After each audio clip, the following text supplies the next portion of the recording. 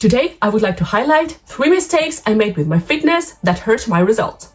Of course, I made a lot of typical mistakes with my fitness. However, today, I would like to focus on 3 of them that are kind of more subtle. It means that on the one hand, those things are quite obvious. However, on another hand, they are quite often ignored. The first one may sound incredibly obvious. However, I don't think a lot of people give it enough attention, and neither did I.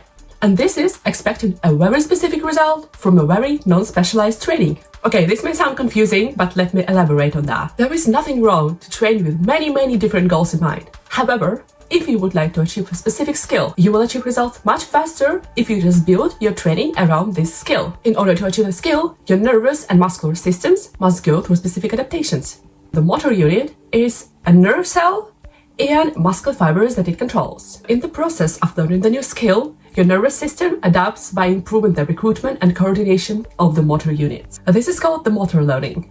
In other words, your nervous system improves the recruitment of muscles for this specific skill, and as a result, it becomes much easier for you to perform the skill accurately and effortlessly. In order to achieve that, the skill or the movement pattern should be performed frequently. And when it comes to your muscles, there are actually 2 different types of muscle fibers. And by training for endurance, hypertrophy, strength, and power, you activate them differently. Therefore, you will achieve results much faster if you make the training that is most important for you at the moment a priority.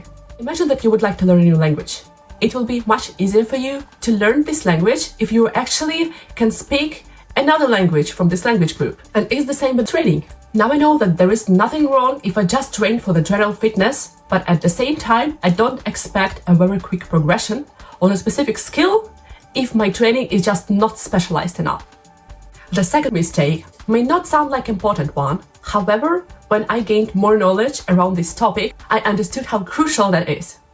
So what I did was excluding the unilateral movements just because they take more time. So simply explained, the unilateral exercise is when you basically work one leg or one arm at the same time. So for example, lunge is a unilateral move, while squat is not a unilateral move. A lot of other exercises with the dumbbells can be done either unilaterally or bilaterally. And of course, I was choosing to do both sides at once, just because it takes slightly less time. When you think about efficiency, probably it makes more sense. However, not everything is that simple. A lot of us have such muscular imbalances, like one side being stronger than another side.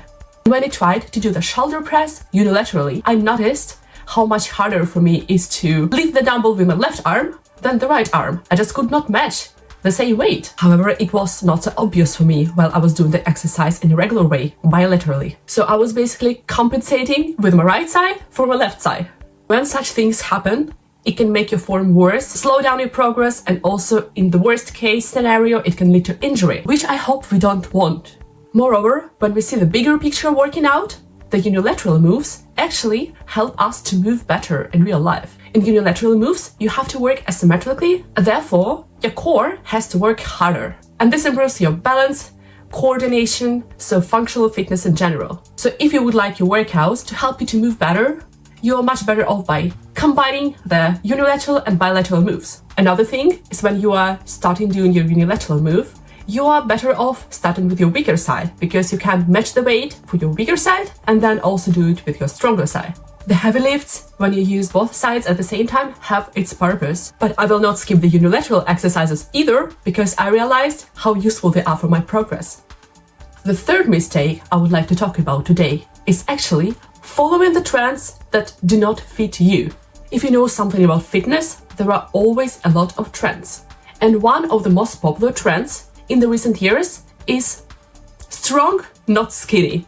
You should be strong and not skinny. And no, I don't misunderstand it. The initial motto of this trend is really good. It tells women that it's important to have the muscle mass and not just using diets that mess up their metabolism and hurt their health. This is really good. However, we often see a lot of pictures of people who are quite lean rather than skinny. However, it's claimed that they are skinny and they need to gain more muscle, they need to look strong, they need to look like they hit the gym. It has to be shown that you are strong.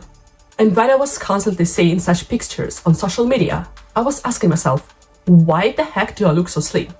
Isn't it kind of embarrassing? There must be something wrong with me. And also because I picked up on the trend and I wanted to be the strongest person, I was picking up weights that were too heavy for me and it was hurting my form. And as we know, it will not help your progress at all. So, be wiser.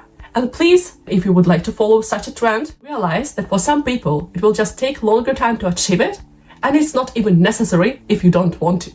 First of all, there is such thing as relative strength. It's a no-brainer that for the trained person who weighs 100 kilos, it will be easier to lift 100 kilos than for the trained person who weighs 60 kilos with the same level of training. Once I was working in supermarket, which was my part-time job, and my coworker looked at me while I was lifting the box and putting it on the upper shelf, and he was like, "Oh, you're so strong."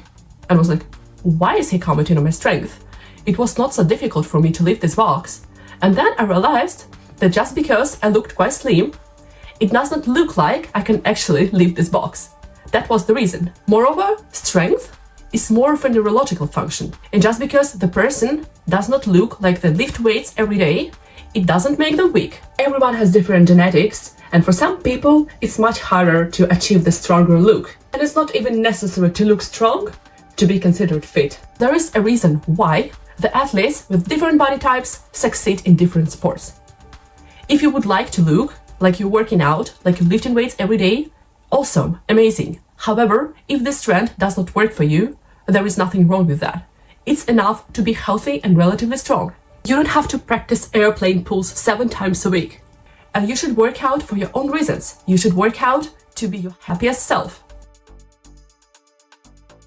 As always, I'm really happy that you have joined me today, and we see each other in the next video.